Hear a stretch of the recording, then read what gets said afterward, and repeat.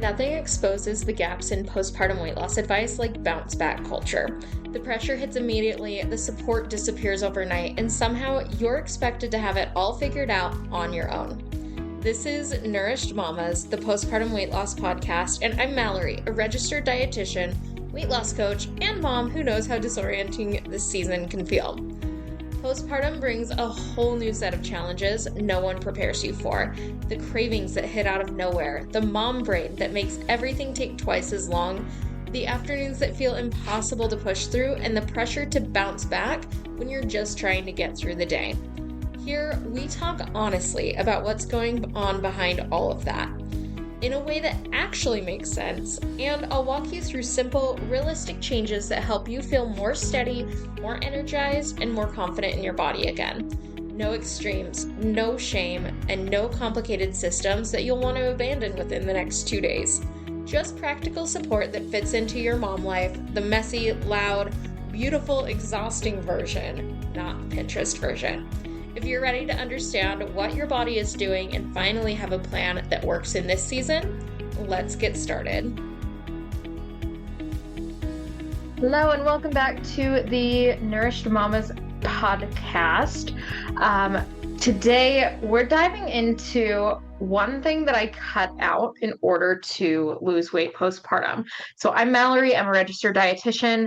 I've been in the weight loss space probably about 8 years, and I have worked with countless moms on weight loss and really just finding ways to make life simpler, really dive into habits that are going to work the best for them. And this is one that I use with them, but it's also one that worked really well for me just to cut it out. And many of you are probably listening to this episode because you were thinking that when I say cutting things out to lose weight postpartum, you'd assume that I'm about to say carbs, sugar, bread, or dessert.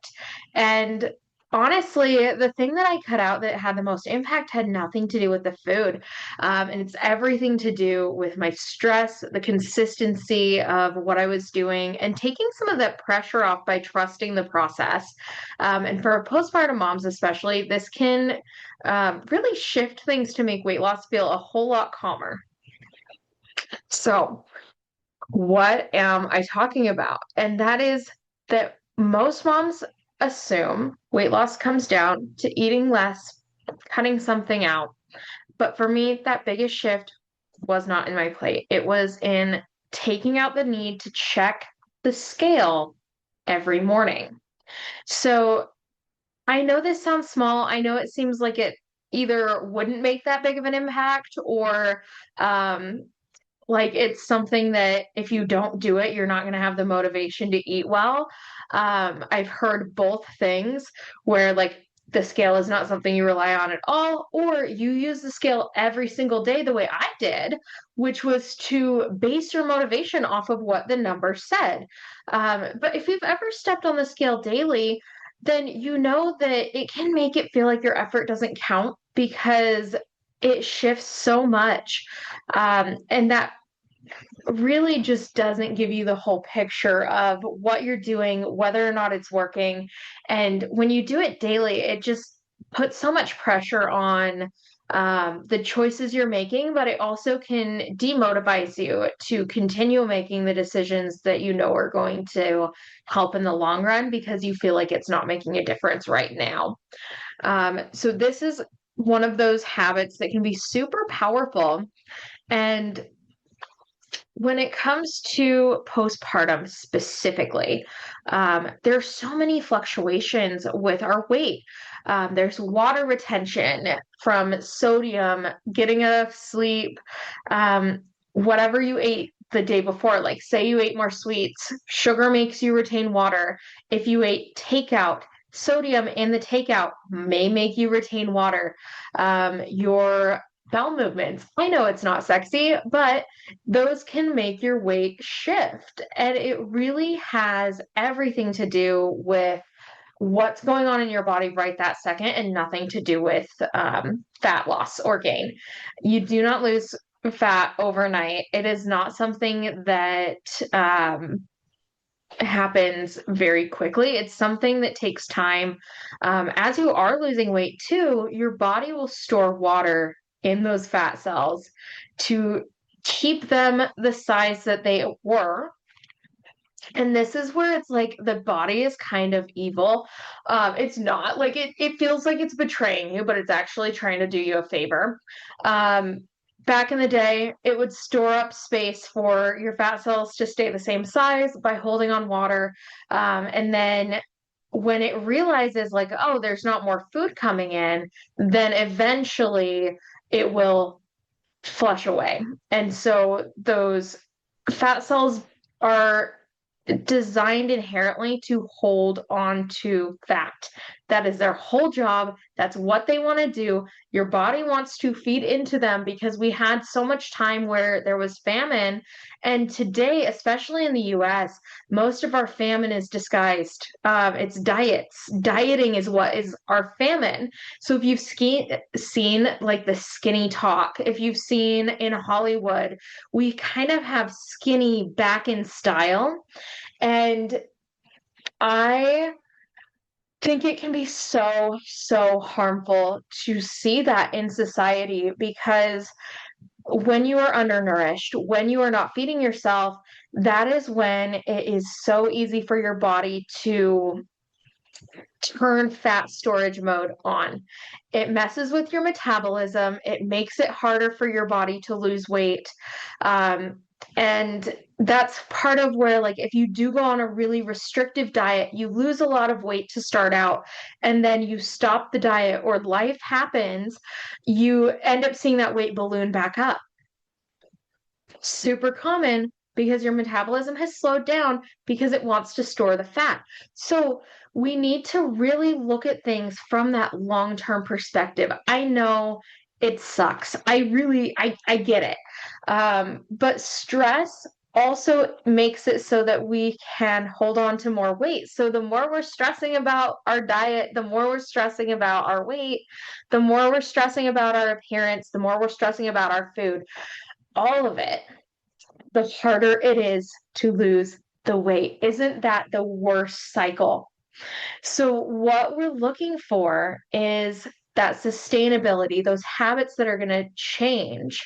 And then you also, as far as the daily fluctuations go, are seeing changes from your cycle. If you have started your period back up, you know that you feel really sluggish, you feel really bloated, you feel really icky. You get a lot of GI stuff going on like the days before your period. And then we're holding on to water there. And then the days after, you kind of go back down. That's so, so common. And then also, like, depending on if you're early on in your postpartum and you may be breastfeeding or nursing, you may be retaining water that way because you'll notice your breast size increases because it's holding on to fluid. You are so thirsty. You may be so hungry, but that is not fat gain. That is fluids. So stepping on the scale every single day does not necessarily help you see fat loss or fat gain. It is showing you a snapshot in the moment of water, usually. Um, Emotionally, however, the scale, when you do see, like, oh, shoot, my weight's up 5 pounds, like, sure, I know my cycle's starting this week, and I know, like, all of this stuff, I know it in my head, it still makes me feel like, what's the point? And so you start eating more. You start, and this goes both ways. So you may have either reaction, and it may depend on the day. If you let the scale determine your mood for the day and determine your willpower, like if the scale is up and you're like, well, shoot, I really got to double down, and then you may be skipping meals. You may be feeling like you have to starve yourself into weight loss, but it's not true weight loss. Or you're on the other end of that spectrum and you go into what's the point? I'm just going to eat it all, like eat all of the things anyway, all of the snack foods, all of the unhealthy things because you feel like the weight is up, so screw it. I'm just going to eat. Does any of that sound familiar? The scale drives inconsistency. The scale drives all or nothing thinking when it is used every day.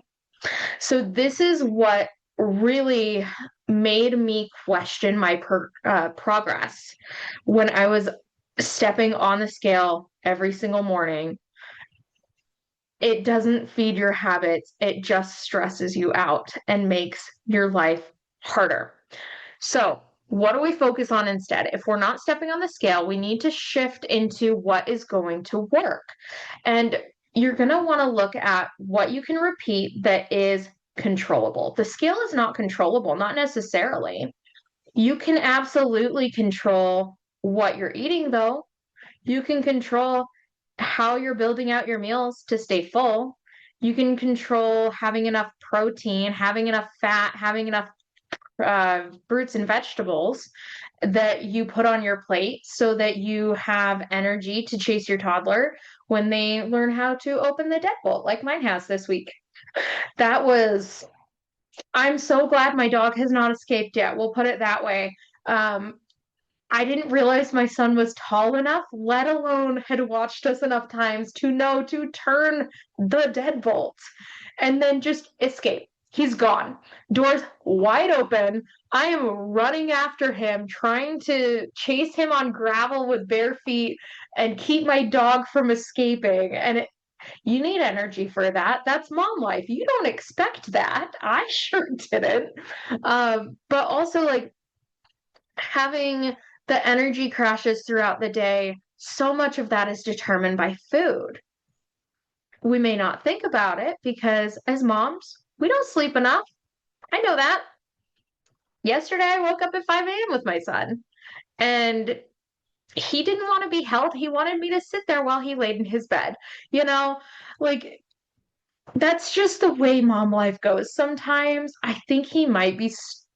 I always think he's starting a new tooth, but at the same time, like maybe he was gassy. I don't know. He woke up last night. Usually he goes down at like 8:39, and he woke up at 11 p.m. and just would not stop screaming. He was inconsolable until we found him a little bit of like baby gas X, essentially. So the sleep is not something we can control super well when we have toddlers or newborns. It's just not. Just like the scale, we can't control if that goes up or down day by day. We can control the trend a little bit by making new choices. But we need to eat like our bodies deserve fuel and not put ourselves on the back burner. I fully understand how easy it is to skip a meal, whether that's you get caught up in the day to day of getting to work, getting your kid dropped off at daycare, packing lunches for your husband, making sure they're taken care of. You're taking care of everyone else in your home. So, what is left for you? Are you taking the time to care for yourself? Are you taking the time to look at your meals and say, have I eaten a veggie today? When was the last time I filled my water bottle? For me, I have coffee. I think I drank some water today. No, I know I did. I had to take some pain meds for my cycle starting. So I know I took some water within the last like hour when I got back from a dog walk. So those are things we can control. We're looking for consistency. We're not looking for intensity. And you're so good at feeding your kids, making sure they have balanced meals, making sure their snacks are organic, all of the good stuff for your kids. And then you're standing there in the kitchen eating potato chips or, like me, sourdough bread over the kitchen sink. I get it. We're the last thing on the list. So we need to combat this. This may be common, but it doesn't need to be your normal. So long term, let's start taking care of ourselves. Let's take 5 minutes to build out your plate. And that is completely doable, even if it feels hard. So, this is what I would focus on the most. So, we're not looking at the scale, we're looking at balancing out our meals, those things we can control. So if you are stuck and you don't know how to balance out your meals, I made a resource for that specifically where I've got a video on the whole system where I teach you how to balance your meals. It may look a little different than you think it does, but we're simplifying, we're removing decision fatigue. I have grocery lists, I have meal ideas. It has my entire playbook on how to lose weight postpartum by balancing your meals, not by calorie counting, not by logging every single bite. That is not what you need in motherhood. We don't have time for it. I know that because we're trying to do less screen time. We're trying to be more present. And part of being more present is being fueled, feeling like you have the energy to get through your day. This will give you structure without the tracking. It removes the need to Google, what should I eat today at 3 in the morning when you're like, why can't I lose this weight? And you're like staring at your phone at 3 a.m., like, oh my God. This removes that for you. And it helps you stop piecing together random advice from the internet. I know how overwhelming it can feel out there. Like, I've done my share of Google searches and I have taken the time to parse through it while also bringing in what I have been teaching moms for years. So, this isn't a diet, it's a guide that's going to help you stop guessing and start actually feeding yourself the way that you want to be fed or the way that you would feed anyone else in your family.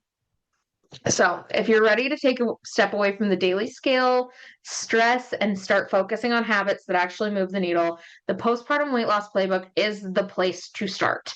It's designed for postpartum moms. It doesn't matter if you are 3 months postpartum up to 3 years postpartum. This is stuff that is not going anywhere.